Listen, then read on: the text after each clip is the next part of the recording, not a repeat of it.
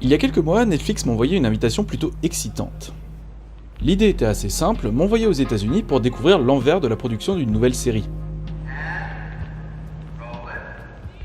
Du coup, je me suis dit que c'était certainement le bon moment pour sortir ma caméra, sans vraiment savoir ce à quoi j'allais assister.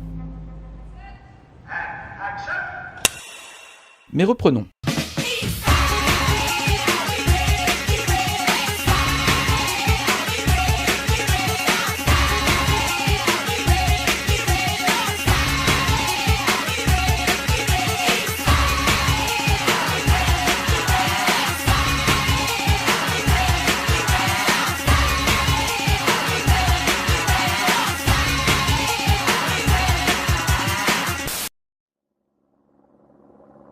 Bon, Atlanta, une ville que je connaissais pour son passé un chouille important dans l'histoire des États-Unis. Elle a quand même vu naître cet homme-là.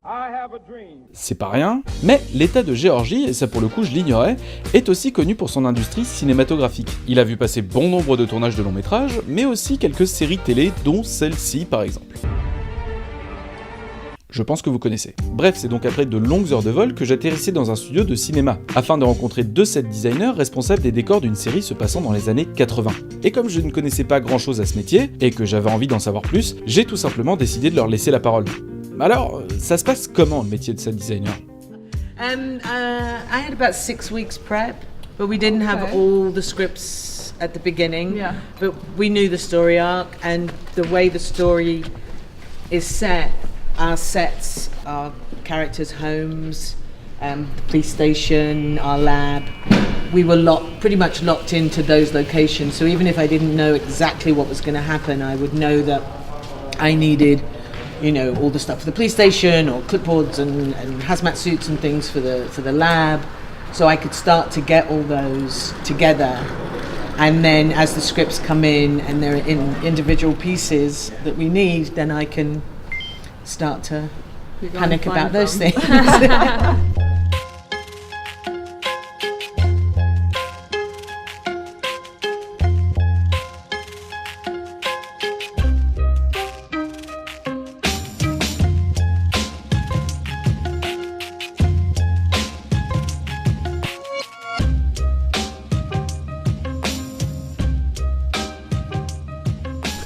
None of it was that difficult to find. There were things like the bicycles, because sometimes we use stunt riders or different things. Like I said before, I need multiples of things. Sure. So I couldn't go and buy old bikes that might not work or might break. So we bought all new bikes and then doctored them all up. They've all been individually painted, and we bought handle things that were period and the lamps that were period, and we put all those together and then did things like this with the tape and the aging, so that we created the look of period bikes using new bikes that I could do multiples of. Yeah, sure.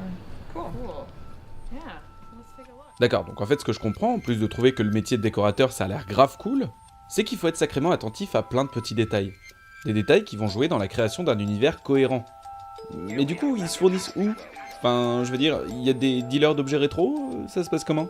We spend a lot of time going to estate sales. Ouais, tout simplement en fait. Which is it's when a person passes away and they don't have family to manage their belongings. It's really sad actually, but you go into their house and everything is just for sale. And in a lot of cases you're like just walking into a time capsule. So we spent a lot of time walking into just homes that hadn't changed since the 60s and 70s and 80s, and we just bought everything, and from there we have this big incredible stock of very real, very lived in sort of period pieces. That's why this set feels so real, because the reality is that all this stuff really did earn its age by being lived in.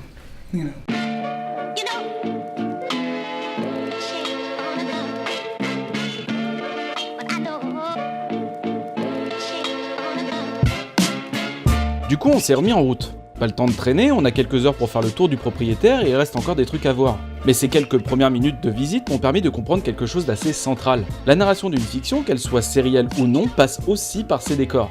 Un pas de travers et c'est tout un monde qui s'écroule sous les yeux consternés des spectateurs. Mais la conception du background ne se fait pas seulement avec quelques objets placés dans une pièce de manière stylée. Comme pour le tournage d'un long métrage, les séries ne se privent pas des techniques de trucage du studio afin de créer l'illusion. Comme cette pièce curieusement entourée de bâches de plastique afin de la protéger de l'eau lorsqu'on voudrait y créer un effet de pluie depuis l'intérieur. Mais parfois, c'est tout con. This exterior matches our practical location, our exterior location, which is out south in the boonies. So yeah, we basically, to create this, we had a photographer who does this specifically stand on the front porch of the location and take, a 180 photo. So this is actually what you would see out the windows of the house that we used for the exterior.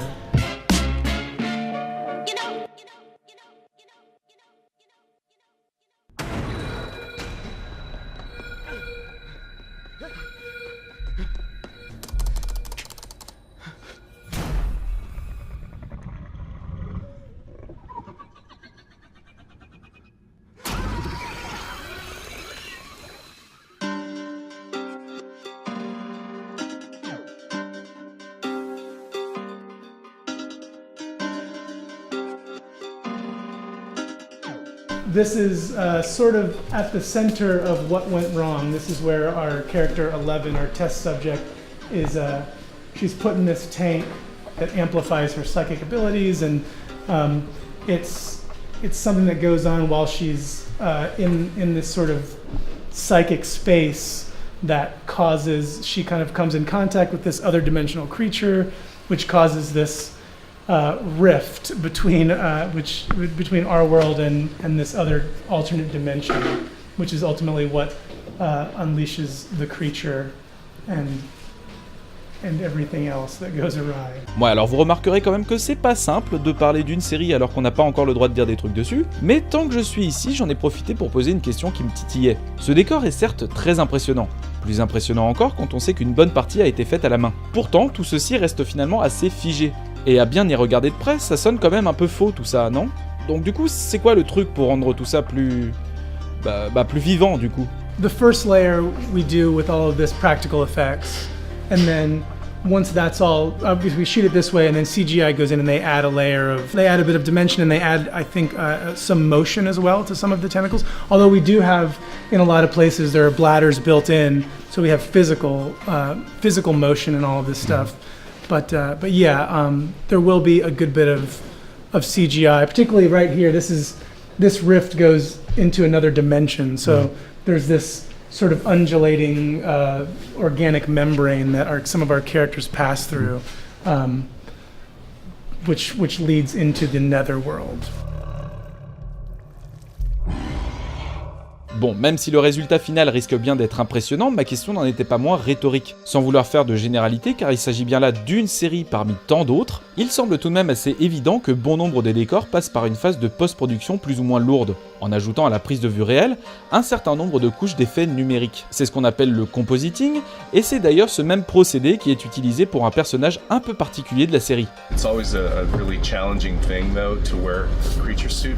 So our performer is an expert at it. He's well conditioned to undergo the rigors and the stress of wearing a suit like this for hours and hours on end, and then performing, unable to see sometimes, and unable to really feel anything. All of his tactile faculties are lost, really. The hands on the suit are motivated by the actor.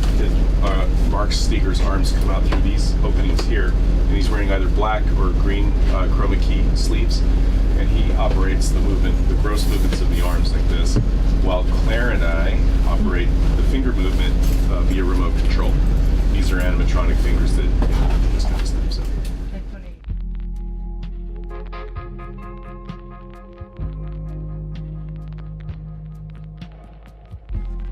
À peine nous étions arrivés qu'il était déjà temps de reprendre la route. Mais avant de nous diriger vers l'aéroport, nous avons eu la chance d'assister au tournage d'une scène dans un lieu radicalement différent du précédent. Car même si une bonne partie de la production d'une série se fait dans les décors éphémères d'un studio, il n'empêche que les environnements dits réels sont eux aussi très souvent sollicités. Alors bien évidemment, ces décors sont réarrangés en fonction de ce que l'on veut montrer, que ce soit avec un éclairage travaillé ou un agencement particulier des éléments du cadre. Mais en parcourant les couloirs de cette école désaffectée transformée en plateau de tournage pour l'occasion, je me suis rendu compte que faire un bon décor n'est pas forcément synonyme de sophistiqué. Car parfois, il suffit peut-être d'un simple gymnase et de bons dialogues pour nous raconter une histoire qui a de la gueule. Espérons que celle-ci soit à la hauteur.